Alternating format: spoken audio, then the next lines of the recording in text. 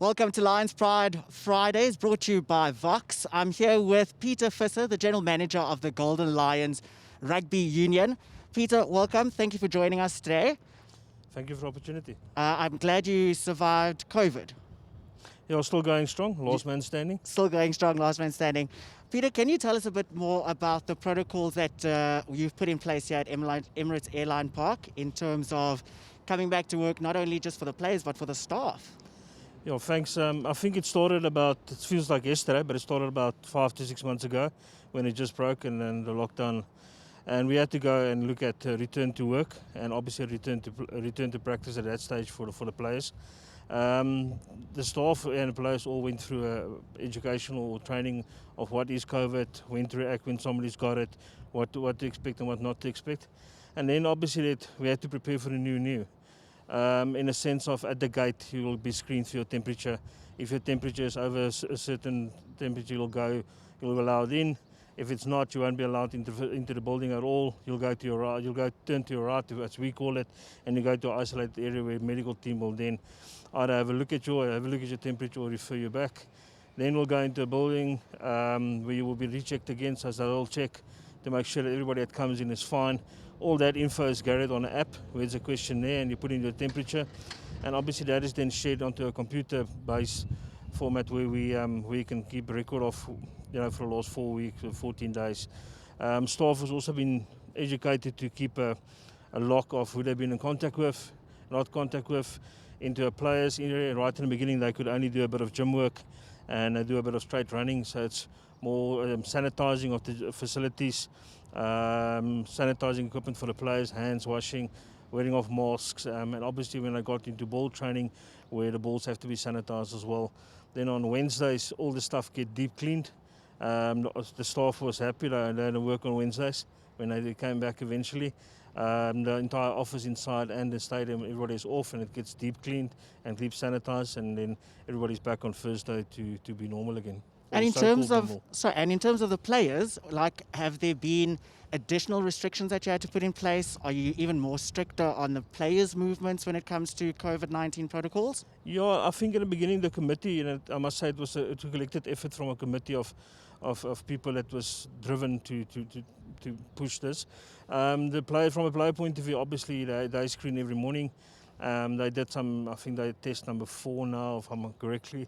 They test on number 4 now, and then they get monitored as well. And obviously, as we go into the more you go into this pandemic, the more you learn.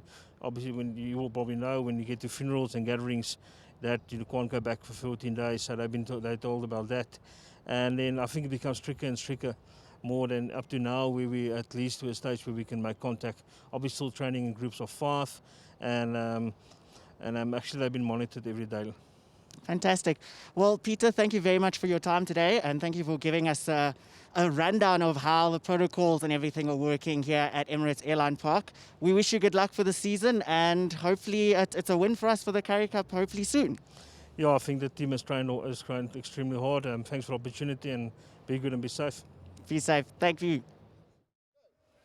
Lions Pride Fridays right here, powered by Vox at Emirates Airlines Park. I'm with Pieter Burger, the Managing Director of Ellies Park Stadiums. Pieter, thank you so much for joining us today. Thank you very much. Lovely having you guys. It's a pleasure to be out in the sun for a change. Definitely. Pieter, can you tell us a bit more about the relationship between Vox and the Lions rugby team? Thanks, Lance. It's been a very long-standing strategic partnership between the two organizations. I stand to be corrected, but it's something that came from 2011, or 2012 rather. Now, when you look at the normal life cycles of your potential commercial partnerships, that definitely exceeds your traditional or standard life cycle.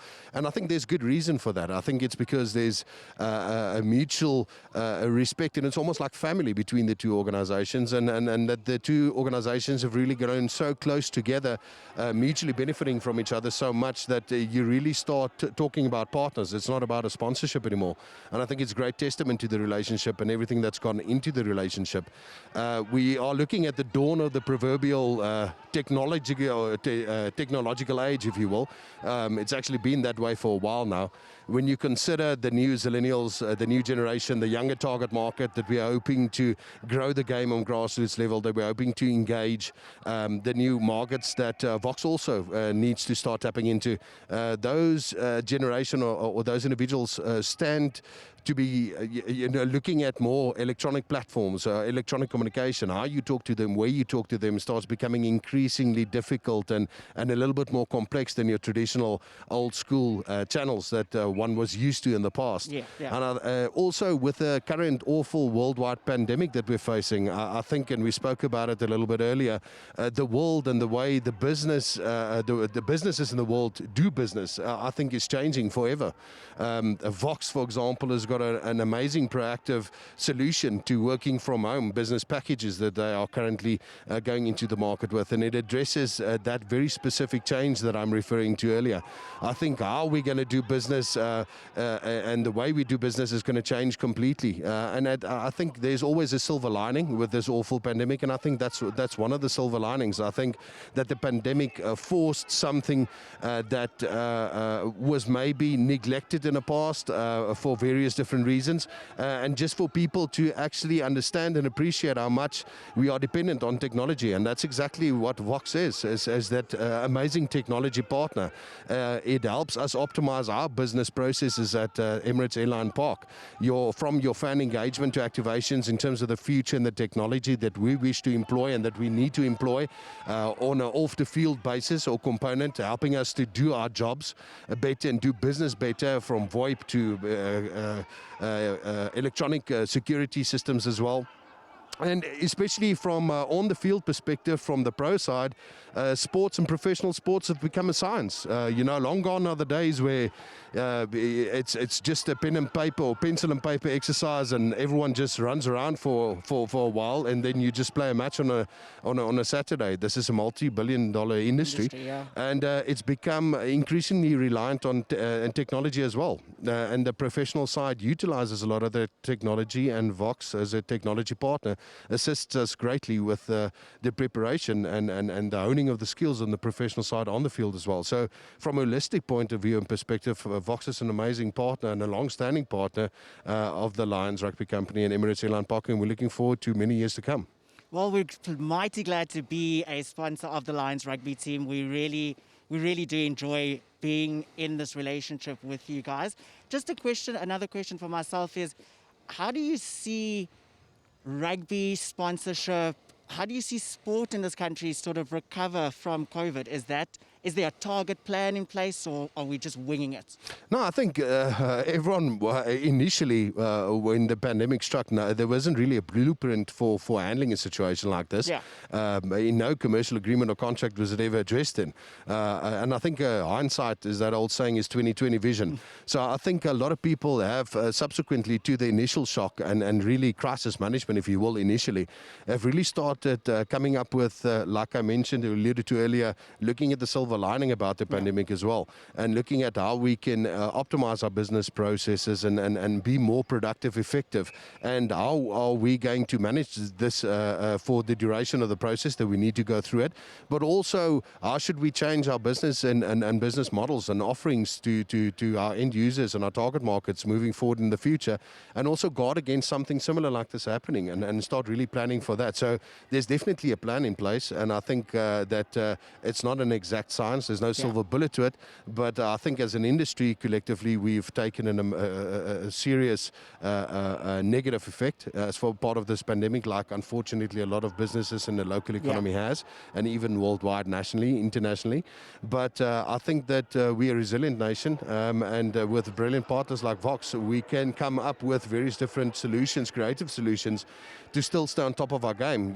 Just to use an example, some of the fan engagement projects that we've got planned for the upcoming revival of the season and restart of the season, to engage fans that might not be allowed to come to the stadium to attend live events. Yeah. Those are things that we now, with the help of technology partners and with technology, can actually start looking at and options, and that we can potentially build into our future fan engagements and activations moving forward, and really do business differently and utilize technology more to our advantage to be more effective moving forward in the future.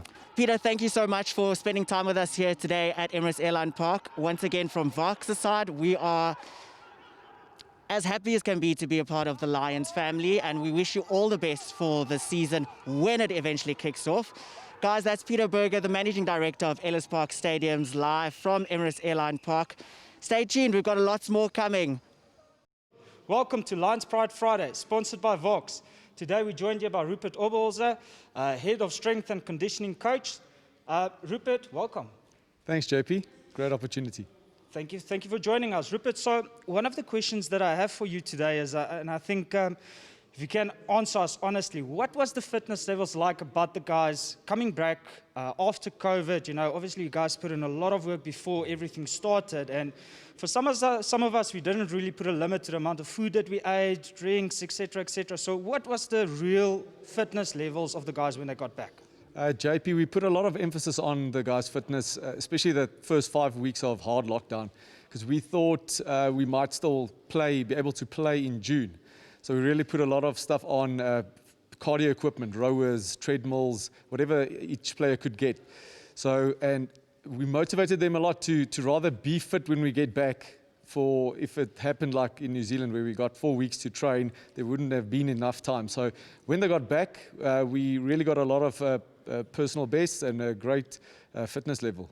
So talking about personal best, right? So you just mentioned you guys went to quite an extreme, level to make sure that everyone's got something that they can actually go and train at home. So just going back to what you just said, records. What type of records are we talking about? The amount of weight that picked up, or actually performance-wise? What type of records are we talking about? Yeah, so fitness levels. So we've got a few fitness tests that we do. We run a Bronco test. We do a yo-yo fitness test as well, and even a 3K test. But we tested them on the Bronco.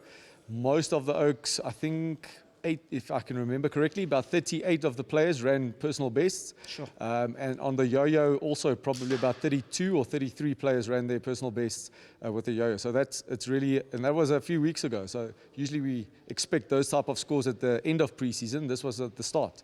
Well, that's fantastic results. So, Rupert, and I mean, with that being said, how do you think that's going to translate to the guys actually going back into the field? What's your expectation? Because obviously it's been a while since any games have been played. You guys have been doing everything that you can, making sure the guys do their training, their conditionings, right? So what do you think? How's that going to translate with these records that they've achieved? How's that going to translate onto the field?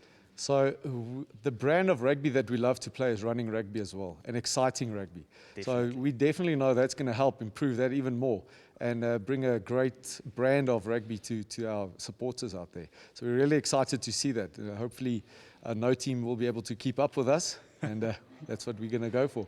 Right. I can honestly say I'm very excited. And I want to end off with the last question, Rupert, as with everything going on and COVID happening, so the South African rugby season has basically moved on with a couple of months. Can you share on how you guys are actually conditioning the guys to make space and to actually get used to the temperatures that we'll be experiencing in the next couple of months? Because as you know, we're moving into summer now, and it's really not often where the guys actually go and play physical rugby during a November, December, January stadium. So are you guys taking that in consideration? Yeah, definitely. We have to think out of the box. I think we've looked a lot at what the Cheetahs and Kings would have done as well in previous years, because they have played a few games in December, January here in South Africa as well. We're definitely we're already training in the heat. No, it's not the same heat that we'll get in December and January, but it's the best that we can get now. So we're trying to train in the middle of the day, and then later on in the season, as the temperatures rise and we're in season, we'll adapt as well to see what will be the best for the team. Awesome, Rupert. Once again, thank you so much. I think everyone's quite excited to watch some rugby again and start the prize. From a Vox side, guys, remember to go and like the page. Next week, we're going to see you again. Subscribe, and let's chat about it.